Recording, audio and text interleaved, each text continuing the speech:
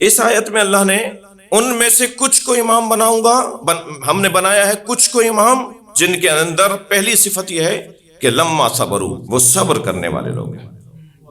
یعنی اللہ امام جنہیں بناتا ہے ان کی پہلی صفت قرآن سورہ مبارکہ سجدہ کی روشنی میں صبر ہے۔ صبر جو زیادہ سے زیادہ کرے گا اتنا ہی اللہ کی طرف سے اسے اختیارات ملتے چلے جائیں۔ لما صبروا، دوسری صفت وَكَانُوا بِآيَاتِنَا يُوقِنُونَ، اور دوسری صفت یہ ہے کہ وہ ہماری آیات پر یقین کامل رکھنے والے ہوتے ہیں۔ یہ اس آیت میں، اس آیت میں جو میں نے عنوان قرار دی جس آیت کو، اس میں ارشاد ہوا وَجَعَلْنَاهُمْ أَئِمَّةً يَهْدُونَ بِأَمْرِنَا، وہ ہمارے امر کی ہدایت کرتے ہیں، ہم انہیں امام بناتے ہیں، اور وہ ہمارے امر سے ہی نماز قائم کرتے ہیں، زکوٰۃ دیتے ہیں، وَكَانُوا لَنَا عَابِدِينَ، اور وہی ہمارے واقعی اور سچے بندے اور عبادت گزار ہیں۔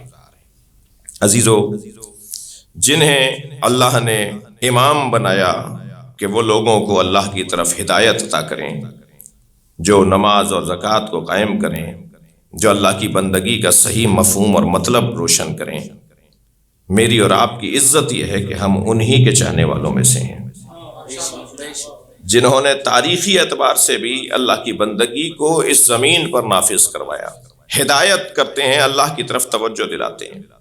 گزر رہے ہیں میرے مولا امام موسیٰ کاظم علیہ السلام، ایک کوچے سے گزر رہے ہیں، کیونکہ مولا کی شہادت کی 2 دن پہلے تاریخ گزری ہے۔ ایک کوچے سے گزر رہے ہیں کہ ایک گھر سے لہو و لعب کی، رقص و طرب کی آوازیں آ رہی ہیں، جی بے حیائی کی آوازیں آ رہی ہیں ایک گھر سے، اور یہ بات گلی میں گزرنے والوں پر روشن ہو رہی ہے کہ اس گھر کے اندر لہو و لعب ہے، بے حیائی ہو رہی ہے۔ کنیز کسی غرض سے گلی کے اندر آئی، حضرت کو دیکھ کے اس نے ادب کیا، سلام کیا۔ حضرت نے اس کے اس ادب پر اس کی یہ رہنمائی کر دی، کیونکہ اس گھرانے کا ایک حسن یہ بھی ہے کہ جتنا یہاں ہم ادب کا استعمال کریں گے اور ادب کا اظہار کریں گے، اتنا ہی یہاں سے عطائیں بھی بڑھتی چلی جائیں گی۔ یہاں بے ادبوں کا گزارا نہیں ہے۔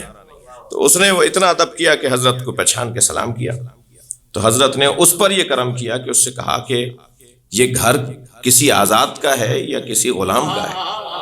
تو اس نے تعجب سے کہا کہ یہ کسی کا کیا غلام ہوگا، اس کے تو خود بہت سے غلام ہیں، میں خود اس کی کنیز ہوں، یہ کسی کا کیا غلام ہوگا۔ حضرت کے پیش نظر جو غلام اور آزاد کا مطلب تھا وہ اللہ کا غلام اور اللہ کی غلامی سے آزادی، اور جواب دینے والی کنیز نے بندوں کی غلامی اور بندوں کی غلامی سے آزادی کا جواب دیا۔ حضرت نے فرمایا یہ کسی کا غلام ہے یا آزاد ہے؟ تو اس نے کہا یہ کسی کا کیا غلام ہوگا، یہ تو آزاد ہے، اور اس کے تو پہلے ہی بہت سے غلام اور بہت سی کنیزیں ہیں۔ حضرت نے فرمایا تم سچ کہہ رہی ہو، اگر یہ کسی کا غلام ہوتا تو اپنے مالک کی نافرمانی نہ کرتا۔ یہ کہہ کر حضرت آگے تشریف فرما ہوئے۔ یہ جب واپس گئی تو جس کا گھر تھا وہ اس وقت بڑے رئیسوں میں سے اور بڑے صاحب ثروت لوگوں میں سے تھا، اس کا نام بشر ابن عبداللہ ہے، رئیس آدمی ہے، اس کے گھر ایک محفل سجی ہوئی تھی۔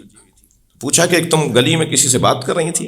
کہا موسیٰ ابن جعفر گزر رہے تھے، موسیٰ کاظم گزر رہے تھے، 7ویں امام موسیٰ کاظم علیہ السلام۔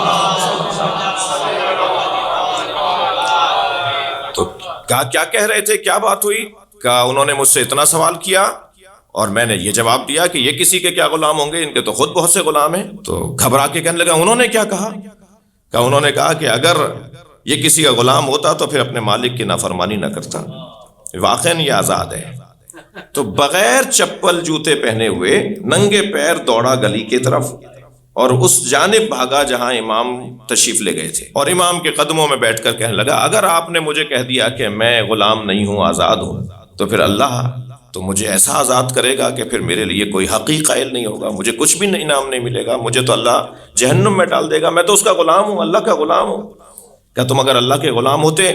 کہا نہیں، توبہ کروں گا، آپ مجھے فرمائے کیا کرنا ہے۔ حضرت نے فرمایا آئندہ اللہ کی نافرمانی، کانوا لنا عابدین ذہن میں رہے، یہدون بامرنا ذہن میں رہے، تم اللہ کی نافرمانی سے ہاتھ اٹھاؤ۔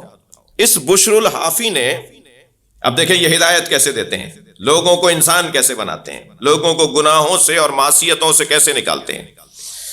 اس نے پھر زندگی بھر پیروں میں جوتیاں نہیں لی، رئیس آدمی ننگے پیر رہتا تھا، اور لقب اس کا پڑ گیا حافی. حافی کہتے ہیں جو بغیر چپلوں کے چلتا ہو, ننگے پیر انسان کو جی, اور پیر ننگے جو رہتا ہو اسے کہتے ہیں حافی. بوشر کون سا؟ حافی جو بغیر چپلوں کے رہتا ہے. مولا نے ایک دن اسے بہت مدت کے بعد جب ننگے پیر دیکھا تو حضرت نے اس کا ہاتھ پکڑ کے فرمایا, کیا تم نے اللہ کا یہ پیغام سنا ہے کہ اللہ یہ فرماتا ہے کن لی اکون لک, تم میرے ہو جاؤ میں تمہارا ہو جاؤں گا. تم ان ننگے پیروں کی وجہ سے اپنے آپ کو اللہ کا بنا کر رکھنا چاہتے ہو, تو میں تمہیں خبر دے رہا ہوں کہ اللہ اب تمہارا ہو جائے گا. اسے یہ نتیجہ ملا, یہ اس کا ایک اثر ہوا کہ جس رستے سے اس کا گزرنا ہوتا تھا, مثلا آج اسے اس رستے سے گزرنا ہے تو اس رستے پر جانور فضلہ نہیں گراتے تھے, مینگنیاں اور لیت نہیں کرتے تھے, اور لوگ شہر کے جان جاتے تھے کہ آج یہاں بوشر یا گزرے گا یا گزرا ہے, اس لیے رستہ گندا نہیں ہوگا کیونکہ وہ یہاں سے ننگے پیر گزرے گا.